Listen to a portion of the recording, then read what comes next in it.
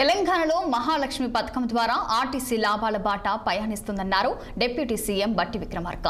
RTC బస్సులో 200 కోట్ల మహిళలు ఉచిత ప్రయాణాలు పూర్తి చేస్తున్నట్లు తెలిపారు.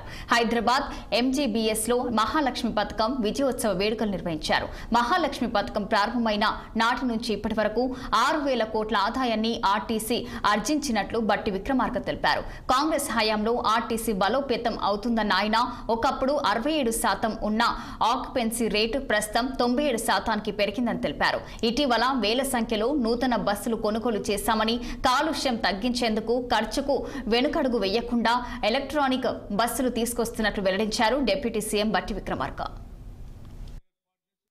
రాష్ట్రంలో మహిళలందరికీ కేవలం ప్రయాణాల ద్వారా మాత్రమే వెసులుబాటే కాకుండా మిమ్మల్ని ఈ రాష్ట్రంలో కోటీసులు చేయాలని రాష్ట్ర ప్రభుత్వ ఆలోచన కూడా చేస్తాం.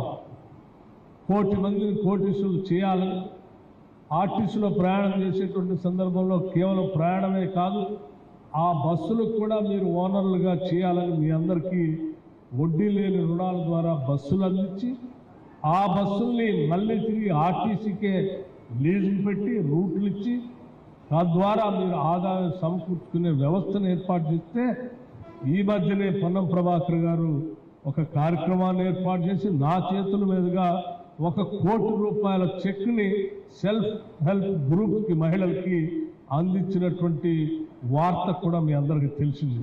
ఇది రాష్ట్ర వ్యాప్తంగా అనేక జిల్లాల్లో సెల్ఫ్ హెల్ప్ గ్రూప్స్కి ఈ రకంగా ప్రయాణాలతోనే కాకుండా ఆర్టీసీ బస్సుల ద్వారా వచ్చే ఆదాయాన్ని కూడా మహిళలకి అందించే కార్యక్రమాన్ని పెద్ద ఎత్తున చేస్తూ ఉన్నాం.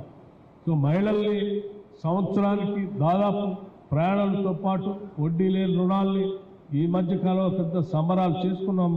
రాష్ట్ర వ్యాప్తంగా 12వ తారీఖు నుంచి 20వ తారీఖు వరకు అంటే 20,000 కోట్ల రూపాయల వడ్డీ లేని రుణాల్ని కేవలం మహిళలకు ఇవ్వాలని, ఈ 5 సంవత్సరాల్లో 1,00,000 కోట్ల రూపాయల మహిళలకి వడ్డీ లేని రుణాలు ఇప్పించి ఆ వడ్డీ లేని రుణాల చేత వాళ్ళతో వ్యాపారాలు చేయించాలని, వ్యాపారాల ద్వారా వాళ్ళు కోటీసులు కావాలని చెప్పి రాష్ట్ర ప్రభుత్వం ఆలోచన చేస్తూ ఉంది. అందులో భాగంగా రాష్ట్ర వ్యాప్తంగా ఈ కార్యక్రమాన్ని చేపట్టాం. కొద్ది రోజుల్లో హైదరాబాద్ నగరంలో కూడా సెల్ఫ్ హెల్ప్ గ్రూప్ సంబంధించి వడ్డీ లేని రుణాల్ని పంచే కార్యక్రమాన్ని ఒక పండగలాగా సంబరంలాగా చేసే కార్యక్రమాన్ని కూడా కొద్ది రోజుల్లోనే డేట్స్ ప్రకటించి చేసే కార్యక్రమాన్ని కూడా హైదరాబాద్ నగర ఇన్ఛార్జ్ మంత్రిగా ఉన్నటువంటి పొన్నం ప్రభాకర్ గారు ఆ ఏర్పాట్లు చూస్తాం. కూటమి ప్రభుత్వం అధికారంలోకి